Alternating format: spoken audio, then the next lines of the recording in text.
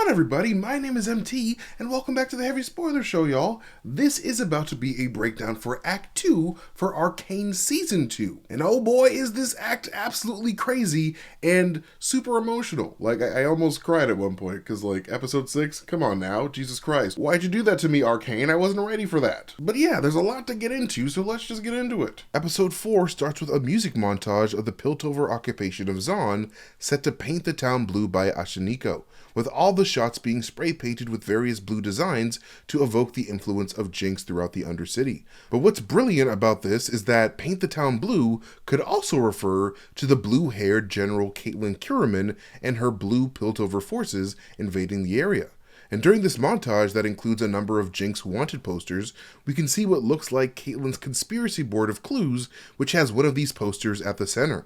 And all the strings of yarn on that board all seem to be directed towards Jinx's left eye, an allusion towards how Jinx is the new leading figure of Zaun, as the most notable feature from Zaun's previous leader Silco, Jinx's former father, was his darkened left eye. This scene heavily reminded me of Hobie Brown's backstory introduction in Across the Spider-Verse. There we saw a 70s punk aesthetic, which is similar here. And while the Sex Pistols sung Anarchy in the UK, this time it's Anarchy in Zaun. And right after the montage ends, we see little Isha spray painting a little bit of blue on a piece of graffiti depicting a group of blue-haired women behind a woman holding a blue flag, with these women representing the group of Jinxers that have begun to follow Jinx after her explosive actions at the end of Act 1. And speaking of that attack, you can even see that Isha has drawn gusts of wind coming out of either side of the flag girl in the middle. Not only does this point to how Jinx used the air vents of Piltover to her advantage, but I also feel like they also evoke Janna, the wind spirit guardian from Legend, a spirit that was depicted twice in Act 1. First as a piece of street graffiti that people pray to, and then as a carving on the main air vent that Jinx used for her attack. And associated with the wind spirit Janna is a blue bird. In the League of Legends lore, Janna would apparently send blue birds to various citizens of Zaun under her protection in order to warn them of dangerous winds ahead.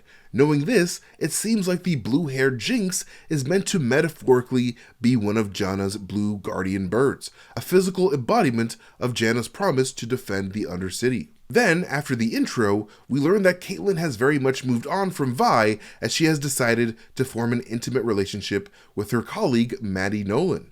Caitlyn is having second thoughts about her newfound power as she and the Noxians have dissolved the council completely and have introduced a period of martial law. Maddie reminds Caitlyn that she could reinstate the council at any moment, but Caitlyn refuses to do so without catching Jinx first.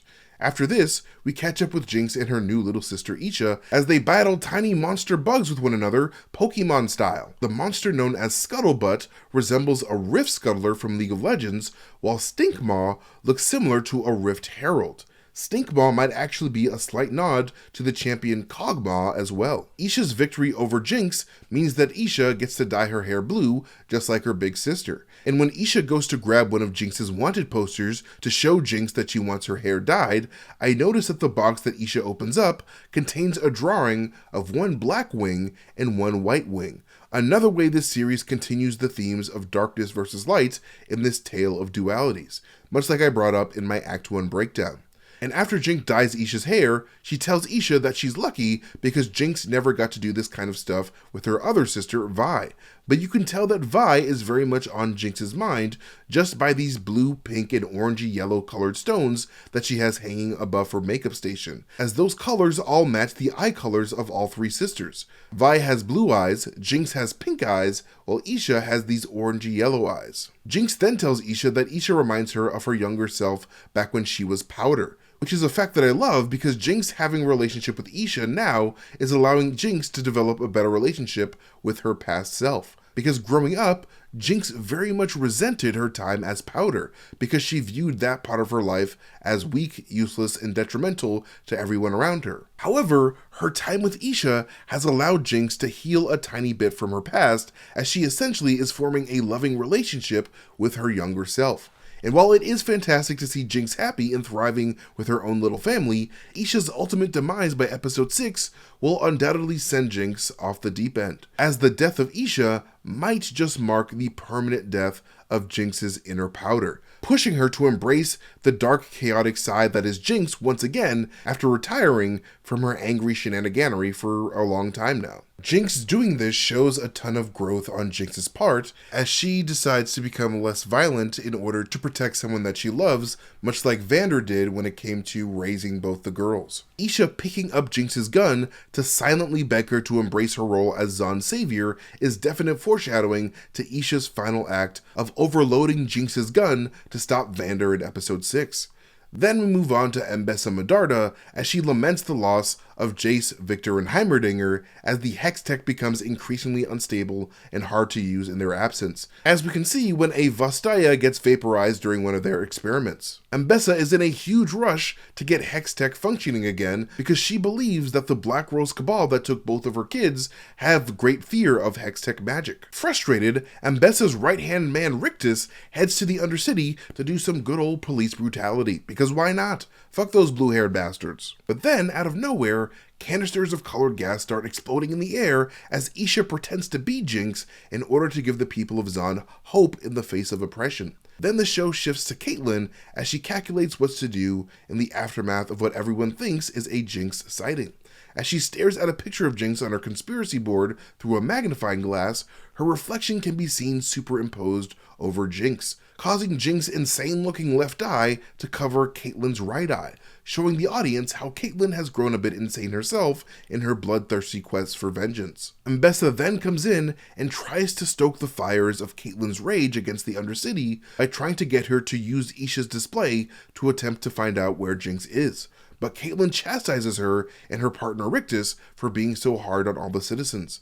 A little bit later, we then see Sevika approach Jinx to try to convince her into showing up at a rally in her honor meant to give the people of Zaun hope, especially since Isha's stunt is causing everyone to buzz about Jinx being back after her long hiatus. As Sevika talks to Jinx, we get another piece of superimposing symbolism as Sevika's reflection is placed right under this blue handprint, almost giving Sevika a blue mohawk just like Jinx's supporters in the streets. Which Sevika is. She's literally one of Jinx's biggest supporters as her right-hand woman. And speaking of people with blue mohawks, we then see Rictus torturing that blue mohawk guy that he picked up during Isha's colorful show until he eventually gives up the intel on Sevika's rally at Vander's statue. And as Caitlyn and Mbessa's troops make their way to the function, we are briefly shown the Firelight's mural at the base of the big tree at the center of their secret hideout, a mural that now includes Echo, who, along with Heimerdinger, have not returned to their hidden home since they disappeared along with Jayce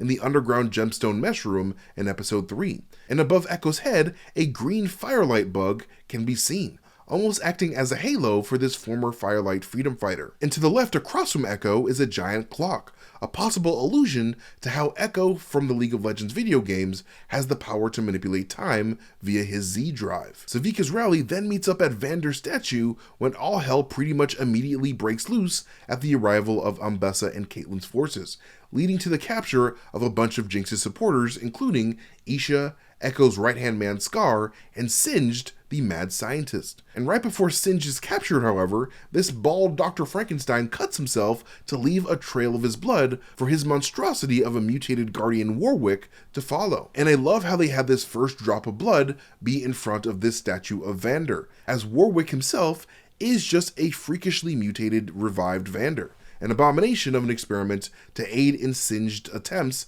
to bring his dead daughter back to life. A daughter that he keeps in some type of stasis pod, much like the Batman villain Mr. Freeze did with his dying wife to save her. And as Warwick runs through the streets of Zaun, his eyes glow red as he follows a red mist, as a nod to Warwick's League of Legends Wild Rift character trailer. The show then goes full Guardians of the Galaxy for a little bit when Jinx pretends to turn herself in to a Piltover enforcer who had no idea who she was. A moment very reminiscent of how Korath didn't know who Star-Lord was in Guardians 1. But after Jinx and Sevika jump that enforcer and steal her clothes, Jinx would give a creepy enforcer the slow middle finger, much like Star-Lord did to the Nova Corps in the same movie. Then after just barely getting past the gaze of Mbessa, Jinx and Sevika head to the prisons to free the captured rally-goers. And right before Jinx and Sevika arrive, we can see two enforcers on their way out, with one of them touching one of the remaining soldiers on the shoulder as they walk away. This gesture would serve as light foreshadowing to how the freed prisoners would touch Jinx on the shoulder after she helps them escape, showing that Jinx now has comrades in arms as well. And amongst those freed is of course this Yordle hooker Babette, who we were first introduced to in Season 1 when Vi and Caitlyn stopped by her brothel. But soon after Jinx manages to free everybody, Jinx and Warwick then briefly battle in the hallway, giving us a dope hallway fight scene akin to the likes of Netflix's Daredevil and Friends. But right when Warwick is about to get himself a killing blow on Jinx, the good man inside of Warwick, Vander, notices that Jinx is actually a grown-up powder, causing Warwick to calm down and his glowing eyes to switch from 2 red eyes to 1 blue right eye and 1 yellow left eye. Warwick's 2 differing eyes also appear to follow this show's theme of light versus darkness as well, with his right blue eye symbolizing Warwick's light side and his left yellow eye symbolizing Warwick's dark side. Vander did have grayish blue eyes while he was alive after all,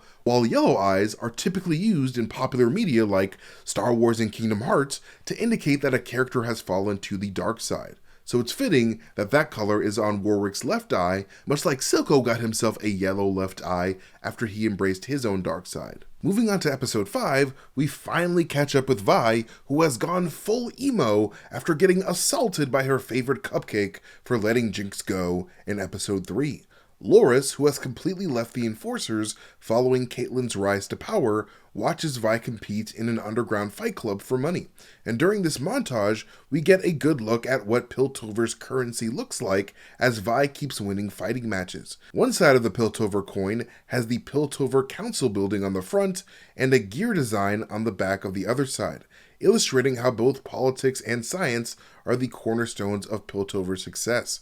We can also see that Vi wears a jacket with a 2-headed merkwolf on the back, which is ironic as this episode centers around her confronting Warwick, who has the heart of a merkwolf courtesy of Singed.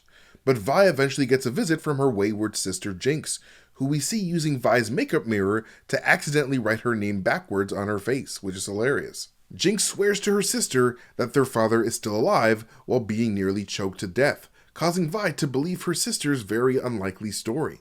And while Jinx is being choked out, we can actually see the tears in her eyes are no longer clear, but have a tint of purple in them, courtesy of the shimmer in her body.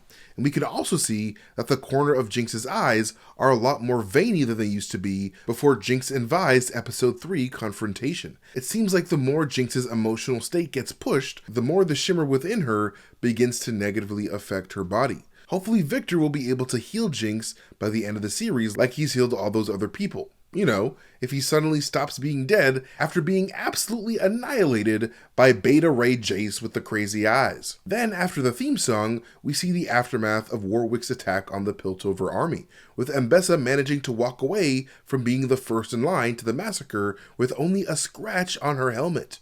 Ambessa and Caitlyn proceed to interrogate Singed, who never made an attempt to escape even once. And during the interrogation, Ambessa looks over at the mad scientist's notes and sees notebooks filled with sketches of various monster organs and bones before finding a golden locket with a music box inside, a keepsake to remind Singed that all of his scientific work is for the revival of his daughter. And on the surface of this golden locket are the initials CR, designed elegantly, with those initials belonging to Corin Revik, the man Singed used to be before he became a mad scientist. In League of Legends, Corin Revik had a daughter named Oriana Revik, and together they supplied the people of Piltover with artificial limbs and whatnot. Corin would of course make the limbs, while Oriana helped him out as his personal assistant. However, Oriana would become terminally ill after venturing into Zaun to help the needy there following a disastrous attack. But her inhalation of too much toxic gases caused Revik to attempt to save his daughter's life by replacing the body parts of hers that failed with mechanical body parts, until her entire body, except her heart, became 100% machine. Oriana uses her enhanced robot physiology to help other players as a playable support mage in League of Legends. But it seems here in this parallel Arcane universe, Singed has not yet attempted to make his daughter a robot, instead trying to cure death itself. But anyways, after Caitlyn shoves Singed into a dark dungeon for refusing to cooperate, we catch up with Mel, who is in a different kind of prison of her own, traumatized after having watched her assistant Allura horrifically killed by the dark magic thorns of the Black Rose Cabal. Awakening in a cell with ceilings designed after a Black Rose itself, she immediately sees that she is sharing a cell with what appears to be her long-lost brother Kino, who the Medarda family thought for dead. Later on in the episode, we would come to find that this man is actually not Kino at all, but instead another illusion by the Black Rose. We see Mel first begin to piece this together when, during a conversation with Kino, Kino appears to teleport from sitting down to standing up, even as Mel is looking directly at him on the ground, which was one of my favorite moments of this episode because Mel looks so genuinely confused as to what the hell just happened. The Kino illusion then tells Mel of how their mother Ambessa became pregnant after falling in love with a mysterious man from the city of Basilic, a port city located in the southern regions of Noxus, and it seems like the Black Cabal is searching for the child produced from their union, as something in that child's blood holds the key towards some type of power that they either wish to conquer or destroy. And Mel very clearly appears to be that special child, as we can see through Mel's ability to slowly decipher the puzzle that is her rune-covered prison. Mel eventually begins seeing the golden threads between all the runes on the wall before realizing that her brother Kino isn't exactly her brother at all. And after bashing Kino's head against the wall, Kino's appearance appears to flicker between other people that Mel knows personally, including her mother Ambessa, Allura, Jayce, and her own self. However, the Black Rose eventually attempts to trap Mel in a prison of thorns, just like they did to Allura, but Mel manages to break free using her hidden golden arcane power within, the same power that likely caused her and Jayce to survive Jinx's attack at the very end of Season 1. Catching up with Jinx, Vi, and Isha at the very start of their journey to find Vander, Vi spots a mural of her crazy-ass sister that also includes a tribute to their father. And while Vi begins to understand the impact that Jinx has had on the Undercity during this moment, it wouldn't be long before she gets into it with her sister yet again as they travel down a tunnel of sound-reactive glowing plants. Isha impulsively jumps into the fight to help Jinx, but ends up getting pushed, which causes her nose to bleed. This moment was meant to act as another precursor towards Isha's eventual demise as well, as it's an example of how Isha's powder-like impulse to help her family was going to lead to a bloody end for her, with the bloody handprint that Isha leaves behind on the ground being the strongest piece of foreshadowing here. But anyways, Ambessa Medarda then makes a visit to Revik's cell and strikes a deal with him that secures his freedom so long as he works for Ambessa and her Noxian army specifically. And before mentioning both the Blood Cliffs, a Noxian coastal city to the east of Noxus, as well as the Dalmor Plain, which is a dusty-ass dangerous wasteland of a place located in northern Noxus, Ambessa mentions that she's never seen anything as strong as Warwick before. And after almost losing her life to Warwick, Ambessa wants that kind of raw, terrifying power on her side to fight all of her enemies, including the Black Rose Cabal. And a little bit after this, when Ambessa's got singed hard at work trying to build a Warwick detector, in comes Caitlyn with facts from the past, which includes this mad scientist's past as a respective alchemist named Corin Revik. Revik then brings the ladies into his secret chambers where his daughter Oriana lies sleeping in stasis. And to the left of her stasis pod, we can see a music box with a metal ballerina at its center, a nod to how Oriana herself was a dancer before her affliction, in large part to Corin bringing her to the theater a lot as a kid.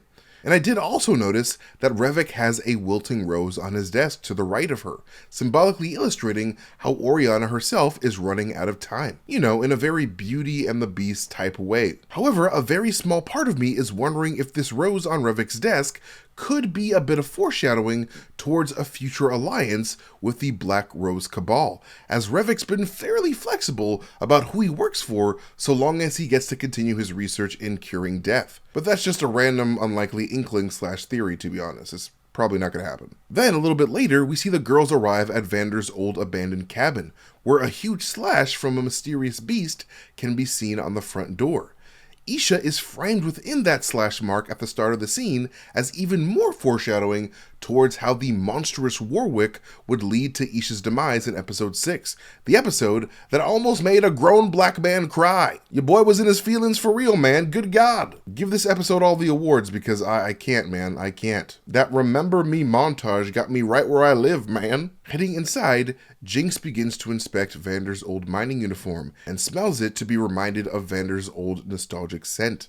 Vi then discovers an unsent letter Vander wrote to his former best friend Silco, expressing sorrow for what he did to him and that the death of Vi, Jinx's mother, made him snap and act irrationally, a letter that would have likely mended their degraded relationship. But while they're all busy smelling Vander's old clothes and whatnot, Vander was busy smelling Isha's scent and finally arrives to end Isha's life, were it not for the intervention of Vi and her big-ass robo-bitch mittens. But while Vi's fight with Warwick is admirable and super cool, Jinx convinces Vi to stop fighting Warwick altogether so Warwick could recognize her as his daughter.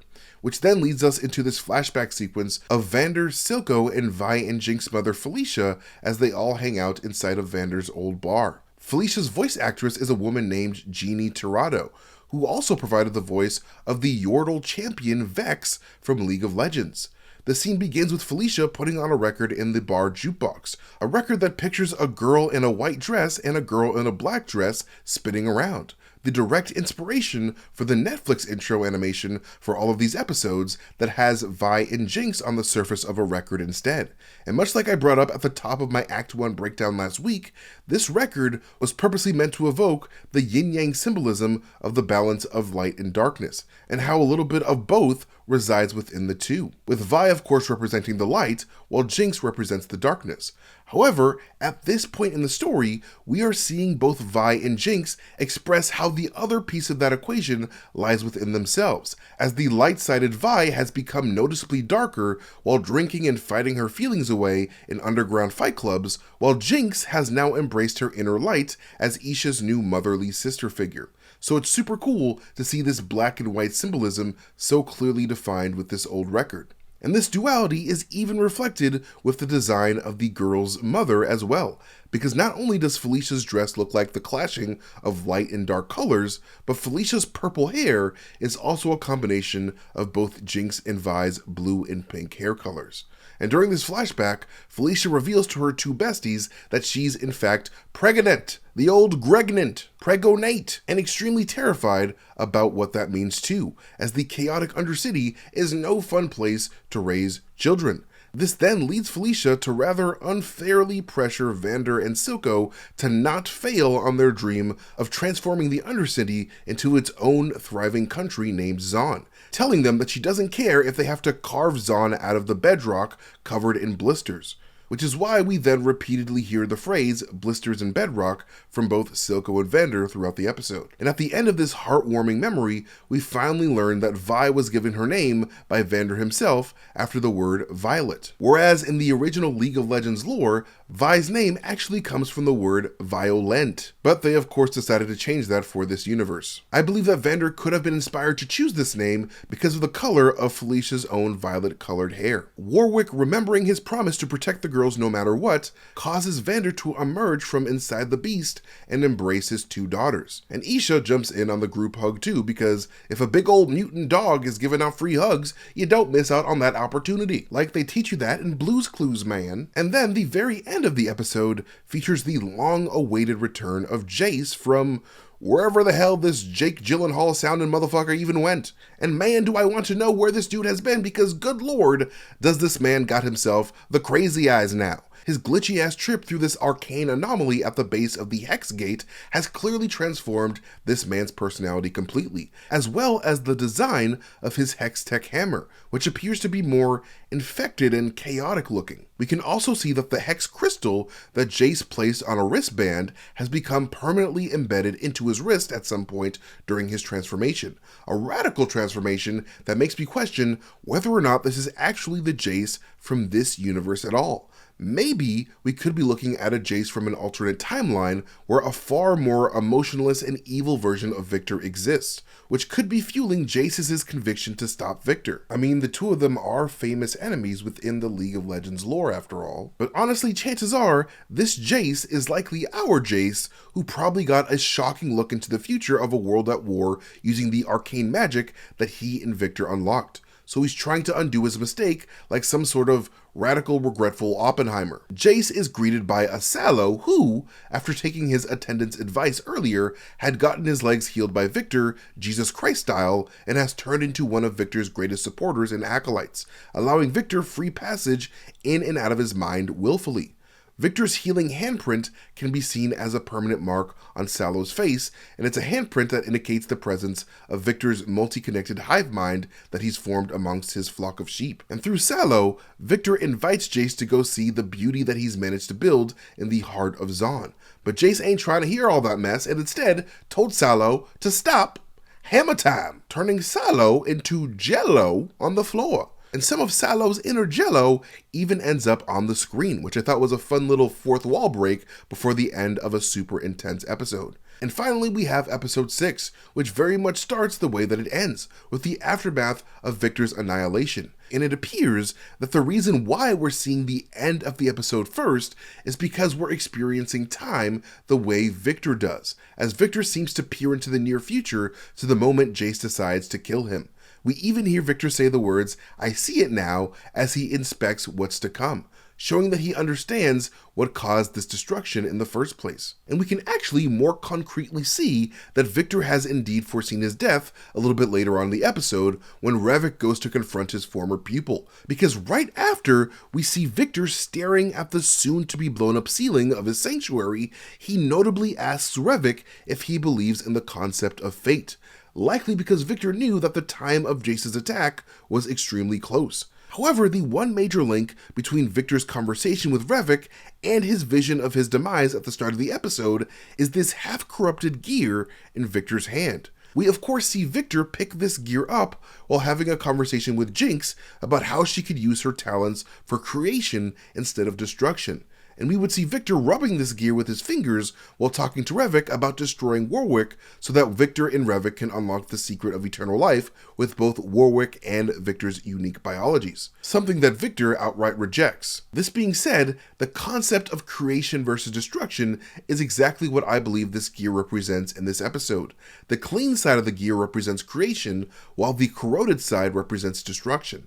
And this theme is also found within the mysterious magical sphere of a singularity that both Victor and Skye analyze after crazy Jayce bonks Sallow on the head. Victor describes this singularity as an ancient, sophisticated conjuration of a cosmic voice, and that it's a singularity that self-replicates and self-annihilates at the same time. A form of flawless, exquisite cosmic chaos. The self-replication aspect of the singularity embodies the creation half of the theme, while the self-annihilation aspect represents the destruction half. Yet another manifestation of the overall light versus darkness theme of this series. And much like I theorized in my Act 1 breakdown, I have a strong feeling that this mysterious sphere of arcane power is tied to the very life force of the spherical planet of Runeterra itself, as the life that grows out of the planet is a natural source of creation and destruction. Human beings, trees, and animals are all a result of creation and can all create life themselves.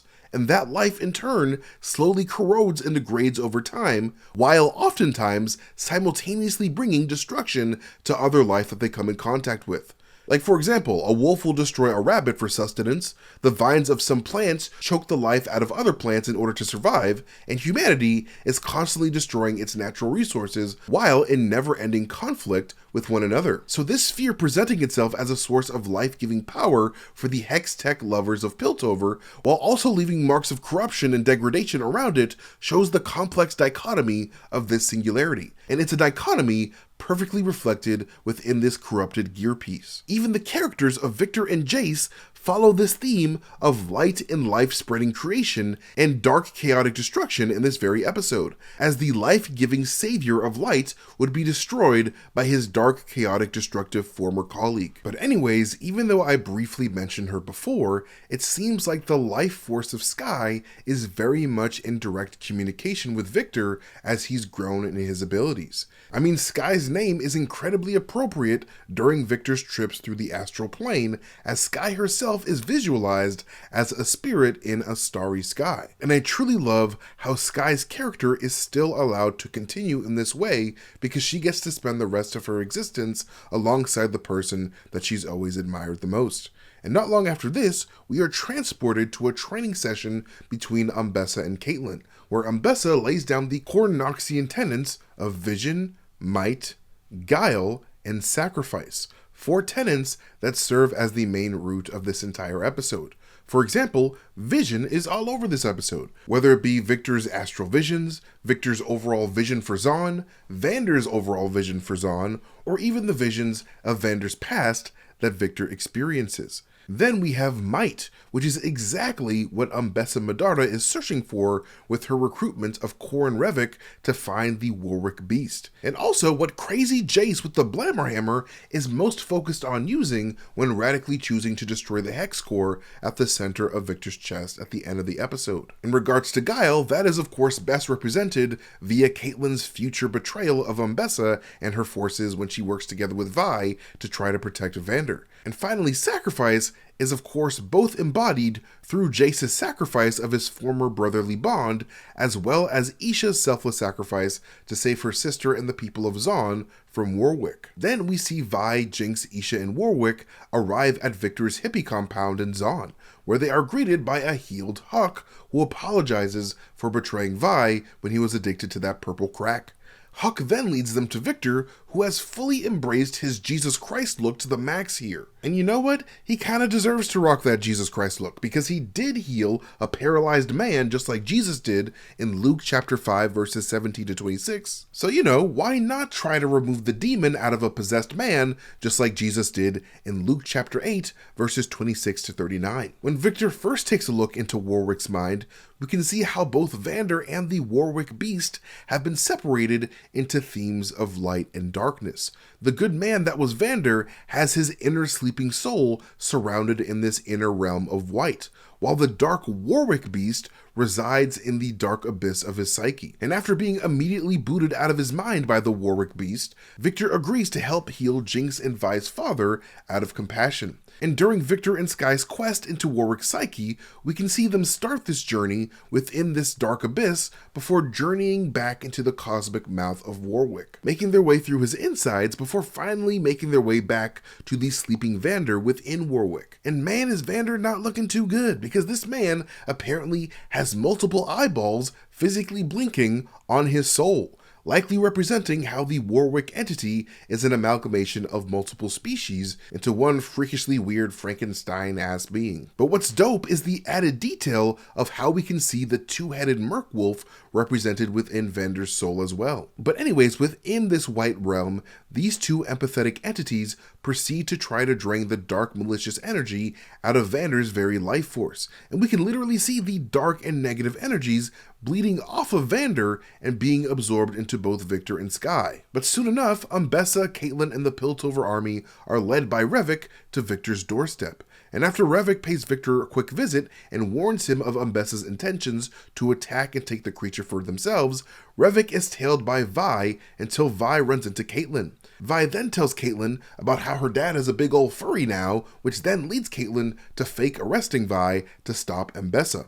However, after Vi and Caitlyn execute their flawless plan of neutralizing both Umbessa and Revik before they can inject Warwick with an irreversible serum, Jayce makes the unfortunate decision to unleash the Blammer Hammer on Victor pretty much on sight. A hammer that has a hex gem in the middle that looks a lot like that Hexgate anomaly now. And as soon as Victor dies in this blast, however, every single person in Victor's hippie town that was touched by Victor appears to have Victor's influence immediately ripped away from them, causing them all to scream out in pain.